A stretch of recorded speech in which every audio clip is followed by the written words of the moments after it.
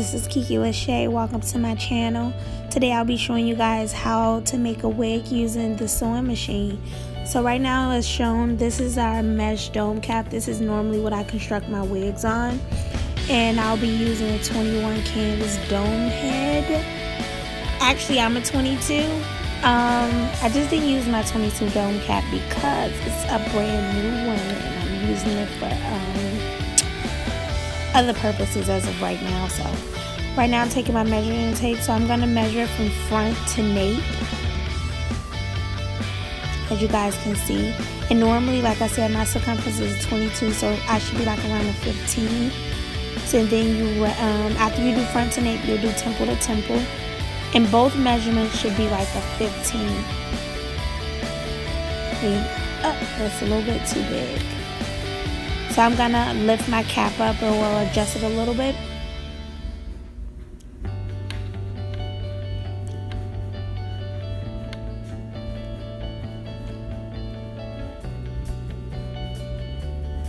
And it's right there at 15.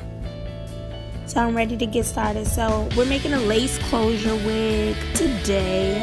I bleached my knots already, and I don't plug while it's wet, actually. So first you take your T-pin, you place it right there in the middle, and then I stretched out my lace closure and I placed the T-pin straight to the back.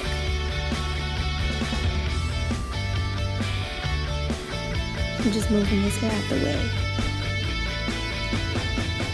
So when you get to the front, make sure you stretch it down as far as you can. Not too tight. Well, don't go be like extra hard on this closure because you don't want to rip it, but you definitely want it to be stretchable so your wig can be flat, like flat, sis. So every time when I use my sewing machine, I hand sew my closures on first, and then I go over it with the sewing machine later. That's just me. You can do what you want to do. That's just what works best for me, and that's what I prefer. And then okay, tips. When you're sewing, when you're starting with your needle and thread and you're sewing in your mesh dome, start like an inch behind the front of the cap, and then work your way to the front and then go around the closure. I don't know if you guys missed that part, but that's important because you don't want that knot sitting right here in the front of your forehead looking crazy. Okay? So I'm just sewing all the way around.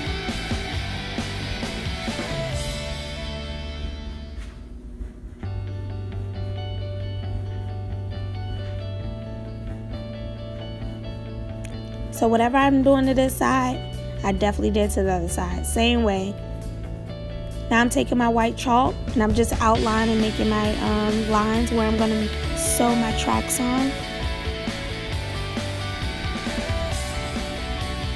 And I just try to make sure my spaces are not as gapped out, like it's not so far apart, maybe like an inch apart. And the only reason why I don't do it close together because when you tend to sew the tracks on your cap, it shrinks the cap. So you don't want the cap to be too small for your client's hair or too small for your head. So that's why I space it out maybe like an inch apart. I mean, it's up to you. If you want to do that and sew them close together, cool. That just works best for you. But this is what works best for me. And I also double my tracks. Like I said, some people don't do that, but that's what works best for me. So I continue to outline.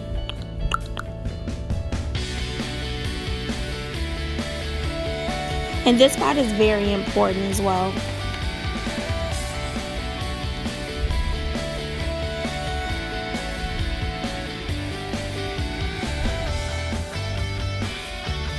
Okay, voila.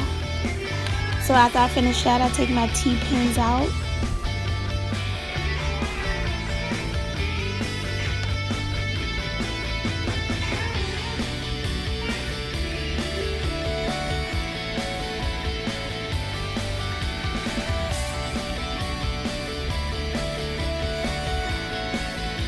And as you guys can see, I still have that remaining piece from the cap underneath that lace. So what we're going to do here is take our scissors and we're going to cut that out. And make sure you be careful and don't cut the thread. You don't want to start over, since I've done that before. Frustrating.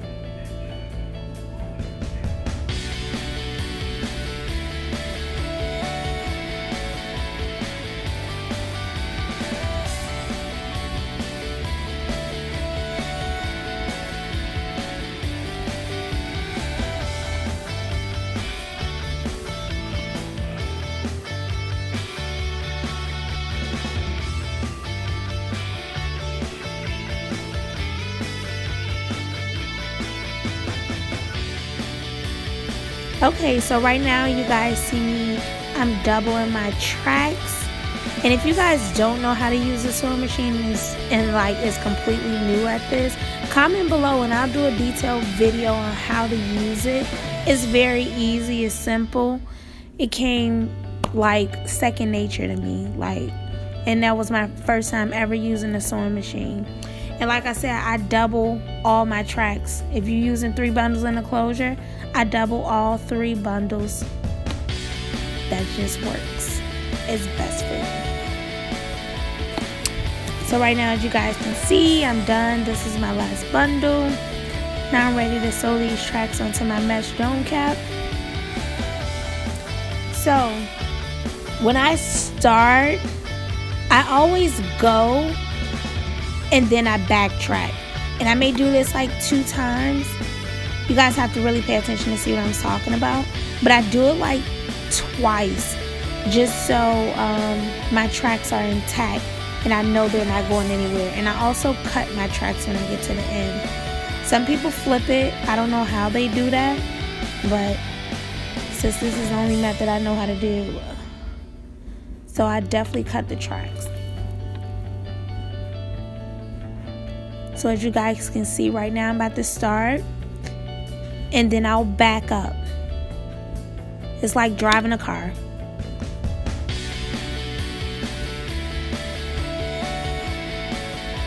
Just keep watching.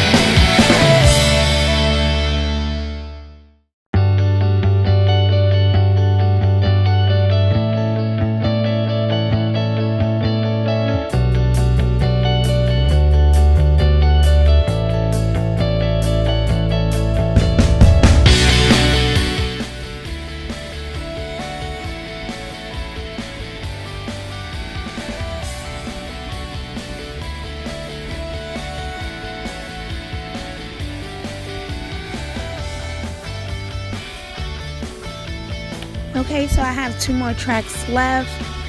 So as you guys finish up, when you guys get to your last track and you're sewing along the closure, you're not going to sew that track on the closure or connect it on top of the closure. It's gonna fall right beneath the closure. Make sure you do your lines. Make sure you sew your tracks like how you drew your lines. Make sure your tracks lie on those lines. It's very helpful.